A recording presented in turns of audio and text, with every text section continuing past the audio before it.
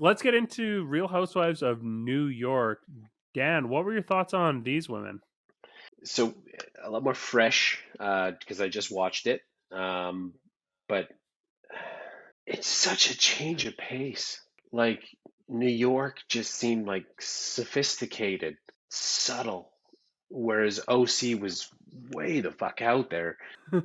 New York was just like, yeah, we're into fashion. We're pretty, you know, successful. And if you don't like my thing, don't come to my charity. You're a princess. It was, if you're hoping for fireworks, it wasn't necessarily there. But again, because I'm not a big fan of the shows, maybe there's some daggers put in people's backs that I don't know about.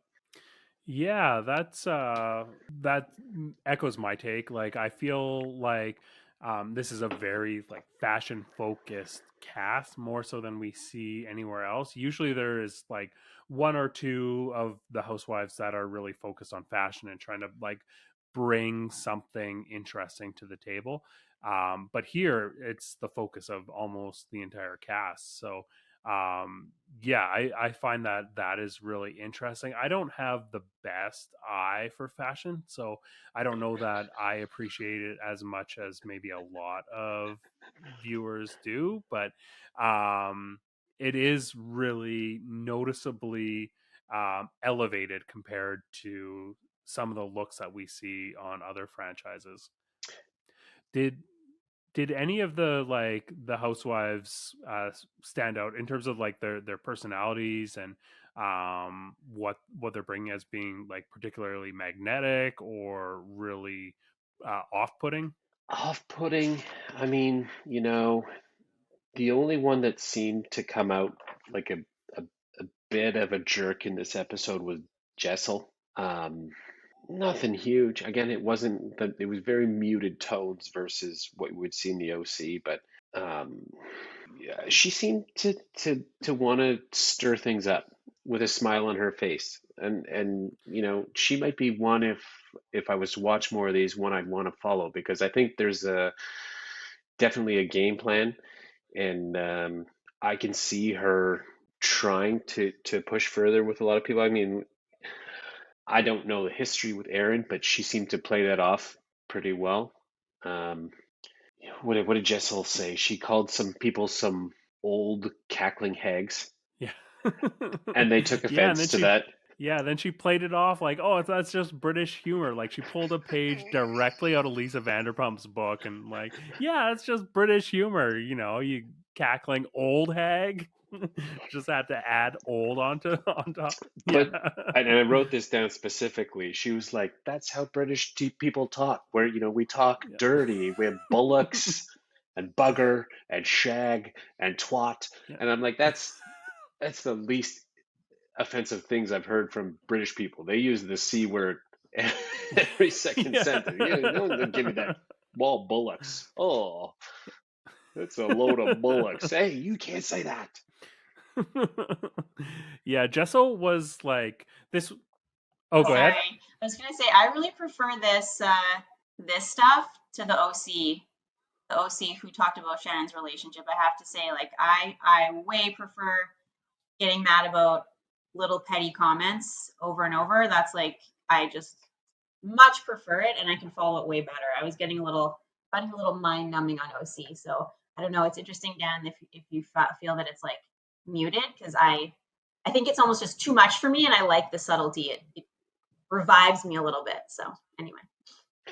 It really might just be the version of, or the idea that I've only seen it once, so I want to see everything all at once versus, the long play. I would say New York was like Ocean's 11 versus Trailer Park Boys for OC. It was out there immediately. Yeah, that's an interesting point. I feel like yeah, we see on Orange County these pieces of informations. They have to be so much bigger in order for them to make a splash in some cases, or they're relying on bigger pieces of information, whereas on New York, there's it's all just like table stakes, and they can play a hand with only putting like a few chips in the pot and really like make it into something that can be a source of conflict. I thought that this was a fantastic episode for Jessel. I think that she well I am growing to appreciate what Jessel is bringing to the table. I don't know that that is shared across the fan base based on the reactions that I see on the spaces that I engage with this content in on Instagram. She seems to be getting the hatred that a villain often does on these shows, which it's such an essential role, and I think we're seeing her play it in such a unique way. We have seen lots of um, we've seen lots of villains throughout the Housewife franchises that it's a pretty like well defined archetype, but they're usually like very like savvy and smart and like calculated, and like we see like mastermind villains is kind of the archetype. But Jessel is just like clumsy and messy, but also like villainous, and it's something that we haven't seen before that I find really engaging. She is immediately coming out in lunches as aggressive. I loved how we got that scene of the lunch with Jessel and Erin, where it gets set up where Erin's expecting an apology and Jessel just comes out of the gate like swinging and is like very like aggressive and off-putting with her like social conduct. Um, I just have found her so compelling to watch. It's almost an unsustainable performance as a housewife, I feel like, because she is going to be burning so many bridges both within the cast and the fandom that I don't know how long she can continue this.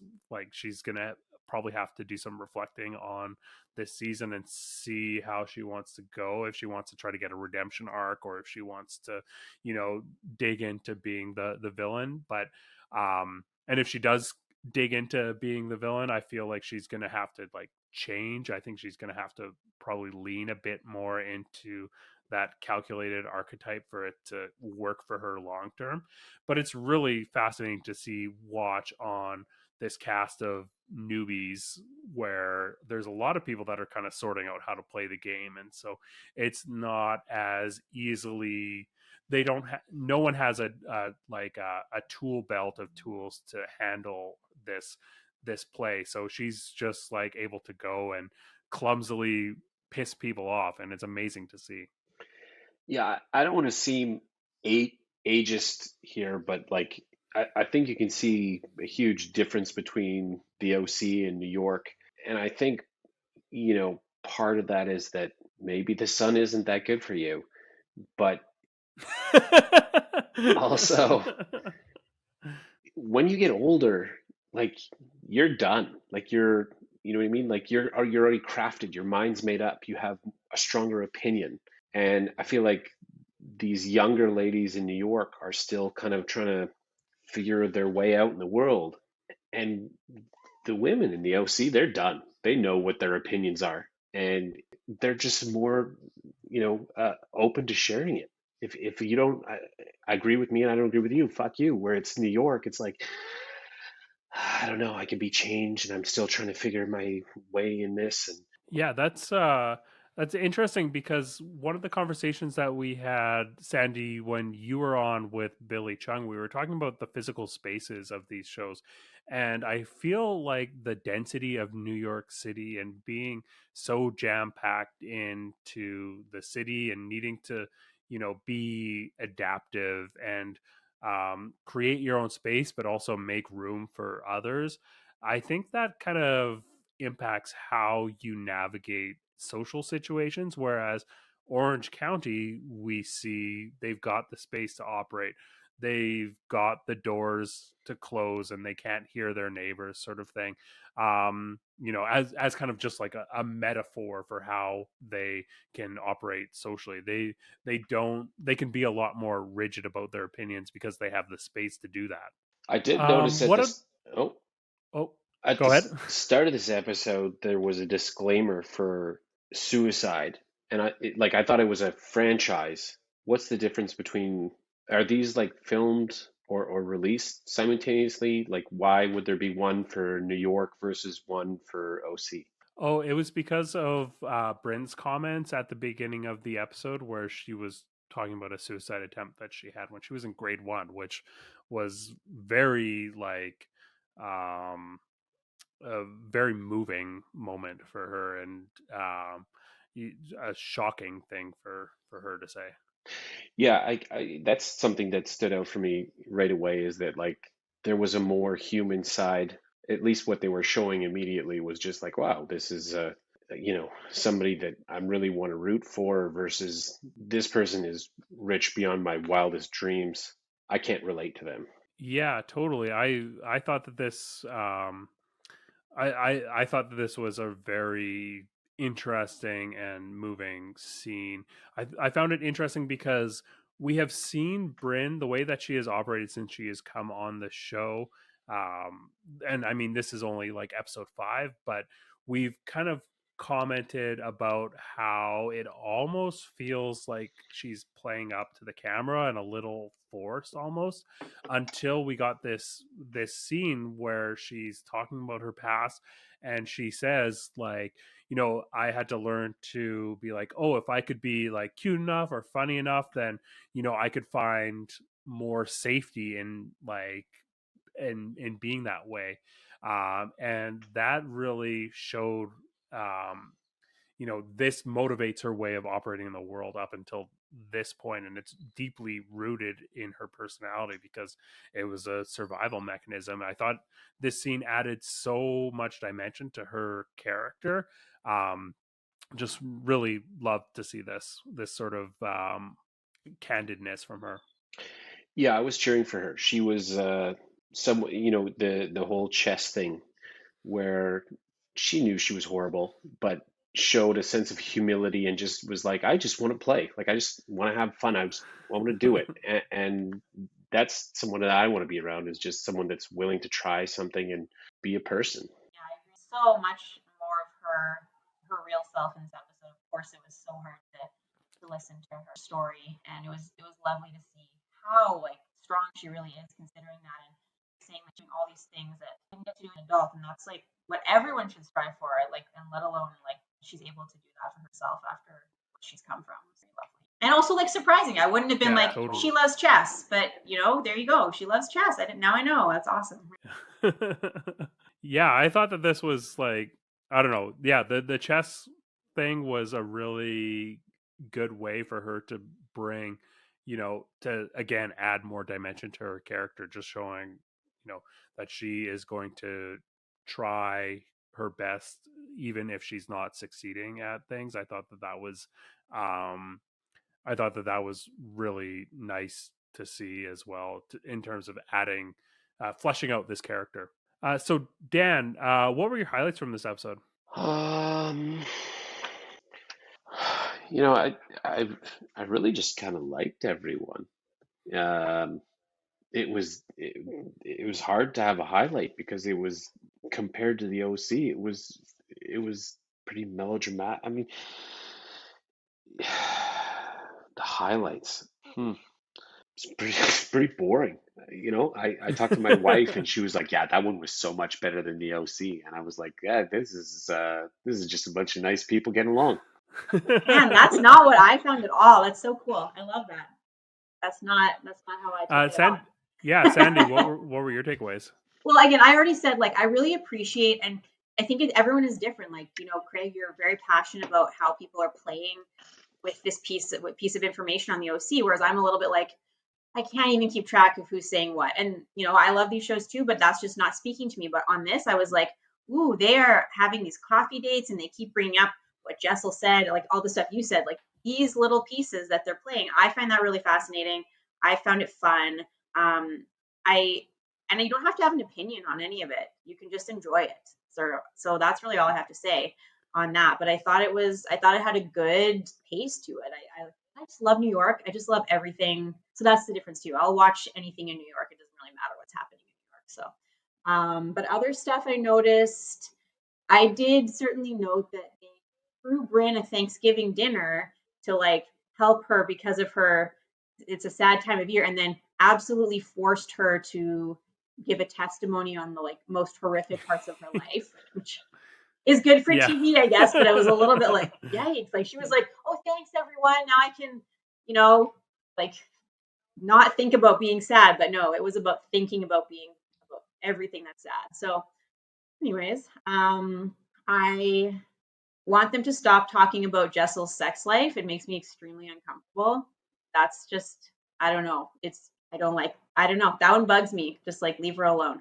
Uh, and, and, I find it interesting that she is not like pushing back very much on this and that she's embracing it. I actually find it a little bit refreshing that she is doing this, because often when people are talking about their personal sex lives on these shows, they are making it seem like they are very active and like like we see like Larsa on Real Housewives of Miami said that she had sex 4 times a night for 20 years while she was married to Scottie Pippen, which is absolutely not true and you know for a like fact. impossible. that is absolutely impossible to do. So it is kind of refreshing for her to like be open and honest about the fact that their relationship is maybe at a low point in terms of how their in terms of their sex life, but that they are still in a healthy relationship in other respects. I find that was refreshing to see, since it's just a perspective that we don't normally get. That's totally true. And I definitely don't have a problem. I think that's a really good point, and that's nice to see. And then they just need updates on if she's had sex with her husband every day, I guess. Yeah. Yeah. If that's the best you got. But otherwise, I did like their conversation. Other stuff, just little thing within all that sort of discussion about who said what, etc. Between Erin and Jessel, it got to a point of you don't support other women, which was a lovely call back to Ramona screaming into the phone to Yes. Bethany, "You don't support other women," and that was like classic Yeah. New York. So I liked that. Nice little reference.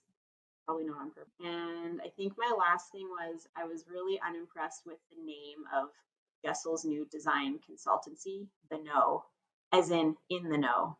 Yeah. A little too on the nose for me. I didn't think that was super cutting edge.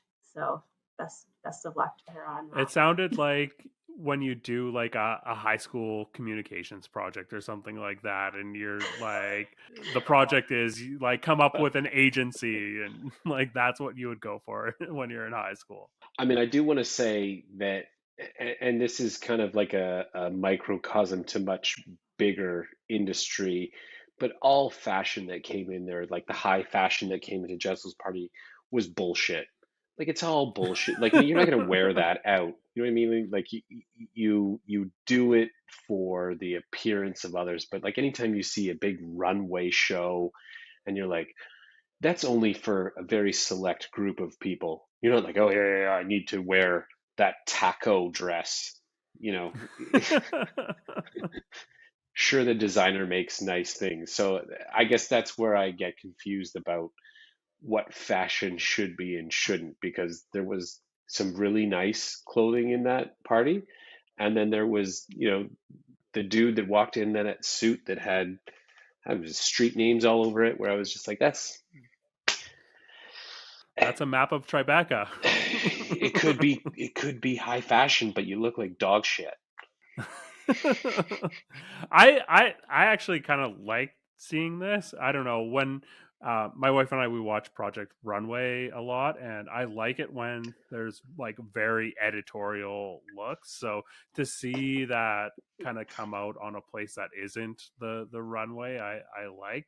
Not that any of these, I didn't find them like super editorial or out there, but definitely like noticeably more than you would see on the street.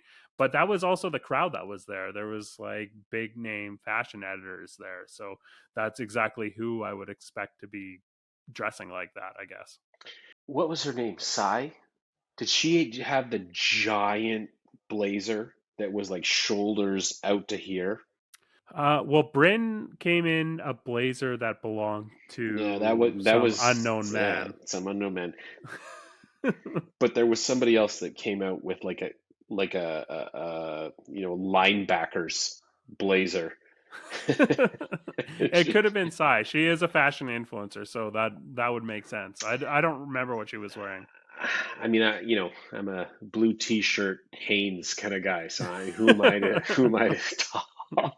But I've never seen anyone wear anything from the runway besides the Met Gala and be like, oh yeah, that fits into what we're doing. Yeah. It feels like a costume party. Yeah. I do love that Brynn came in with this like blazer over that was, very underwhelming, but she still made a moment of it by being very cagey about, who it belonged to. And she, even in the confessional, she was like refusing to give who it belonged to, but it was like this purple blazer, and I'm pretty sure it would belong to the Joker. Like, if it was anyone else, you would say. She does have that smile. I mean, Yeah. she has a very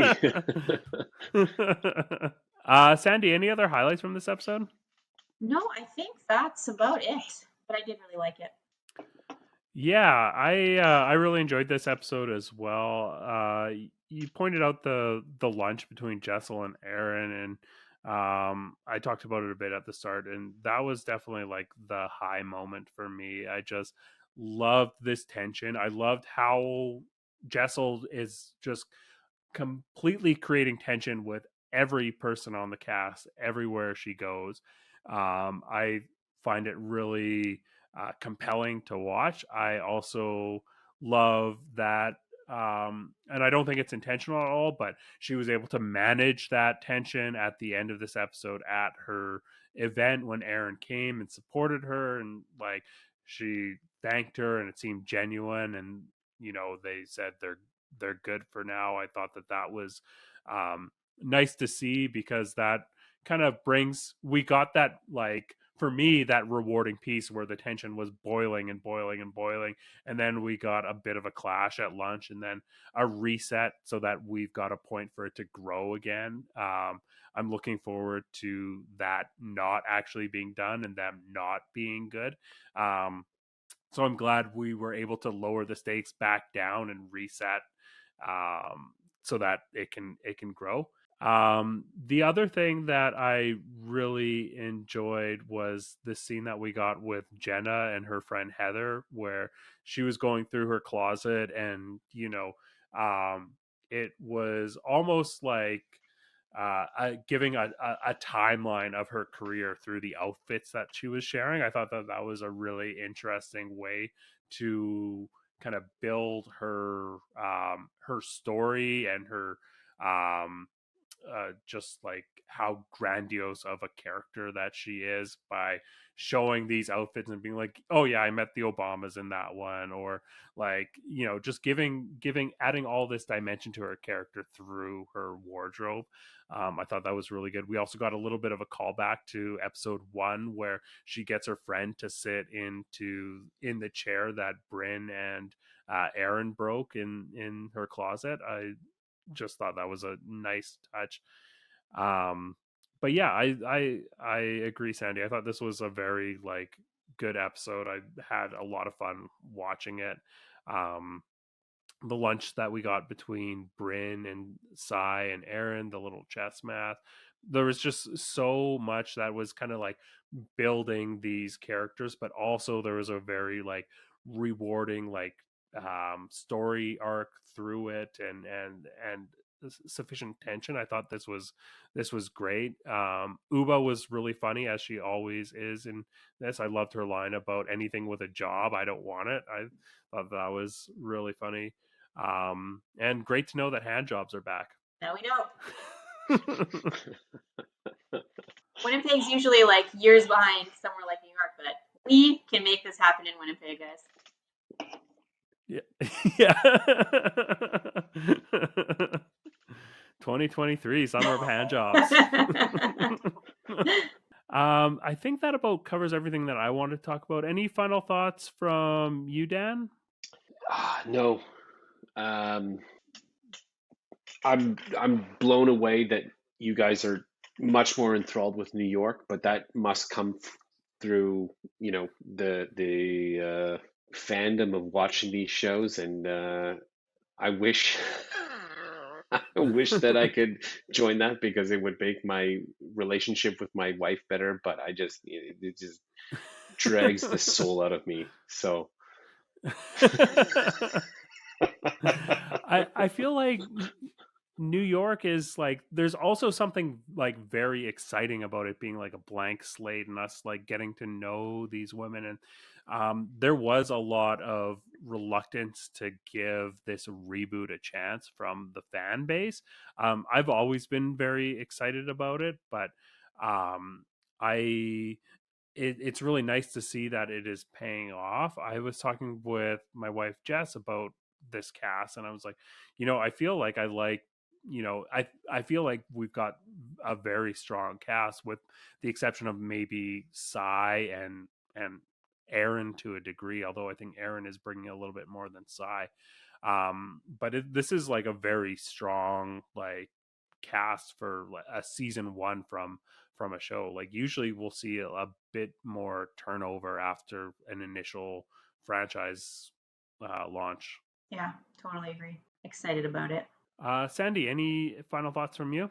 No, but I was just gonna ask Craig, would you say like these two episodes, because I know you are like super into the politics on OC. So did you like them both this week? Like what is your how would you rate them? Yeah, I thought that both episodes were pretty good. Like, I don't know, I thought just kind of like rating on a scale, I thought that this is a pretty decent episode or a decent season of Orange County. I'd put the season of Orange County at about a 7.5. Um and this episode, I would also say, is probably about a 7.5. I was pretty satisfied. Like you said, Sandy, I feel like this party, the whole kind of Mean Girls element of like the theme of dress up as someone else and see who's going to be mean about it. And also, we got a costume party, which is something that Bravo loves to do. They love having people fight in costumes, and so we got all of that. So actually, maybe it is like an 8.5 for this episode. I thought it was really good in that respect. It was missing something. I wouldn't put it at a 9 or a 10. I feel like it did need a little something extra that I can't put my finger on, but I thought it was pretty strong. And New York, like I said, I thought that we got a lot of character building, which is something that is so important on like a premiere season, to like build all these characters. And I thought that we were starting to see some bonding, and these women come together as a group, and um if it's starting to feel a bit more organic in how they were interacting with each other, because as we have seen them in the Hamptons and in other social situations towards the beginning of the season, it has felt like a little bit of a mishmash in terms of like, why are they all together, why are they gathering, but maybe it's just now that we're a bit more familiar with them as a cast, it seems a little bit more organic, them coming together and how they're interacting. So I've appreciated that. I feel like Brynn has been in desperate need of um rounding out her character from like it. She's been a fantastic fun presence. The whole like flirty vibe has really been working for her in my opinion, but she is kind of needed to bring a little bit more of the real part, the real dimension. And I thought that she really did a great job there. So there was a lot there, and it was Jessel's episode for me. Like, she made a huge impact for me. I really love what she is bringing to this dynamic. So yeah, I would put this at about an 8. I think, like, we didn't see a fantastic blowout, but I feel like we got enough conflict that really like drove the episode, and it had a good pace to it. We got a lot of character building. um Sai is still not like really giving me anything. I find her pretty like forced. So I think she's really the low part of this season. Got a little bit more from Erin, I thought, this week. Like, just I kind of understand how she's operating now a bit better. It's not strategic, but like she's very, sometimes you need a housewife that is like sensitive like she is, where she's like, takes offense to things, and like she's very soft. I feel like, not like she has this like hard exterior, but she actually like internalizes every little thing and takes offense. And it's not really fun, but it's necessary for conflict. So I'm appreciating her a bit more, even if I don't necessarily love her so much. Nice.